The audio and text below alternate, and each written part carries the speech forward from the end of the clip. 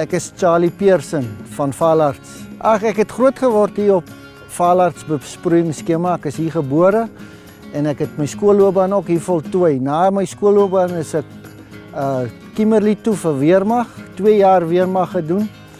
Ek is na die weermag het ek Pretoria toe gegaan wat ek my ambag gaan voltooi het, dat ek net daarom iets agter my naam het. In 1992 toe ek teruggekom skema toe en my pa kom help boer. Ek het 50 hektaar besproeiing hier op Valarts besproeiingsskema waarvan ek hoofsaaklik met mielies, lucerne en koring boer. Dan het ek so 'n gedeelte wat ek pekanneute mee boer en dan het ek op Tosca het ek 'n beesplaas wat ek met kommersiële koeie en Bonsmara bulle boer.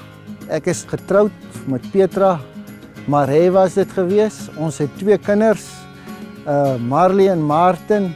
My meisiekind is 11 en my seentjie is 9. Baie 2 aangename kinders. En soos ek jou sê, dit is maar ek het my hier groot geword. Ek is gebore in hierdie bedryf. Ek is baie betrokke met Senwes. Robert Goosen hulle op Hartswater tak help my met my krediete en Koos Meyring in Klerksdorp en dan Kobus hier by die graanseier. Ek lewer al my graan en goed lewer ek aan Kobus hulle. Helena Malan en Johan Buitel, hulle is my bemarkers. Hulle help my baie met my bemarking van my mielies en my grane.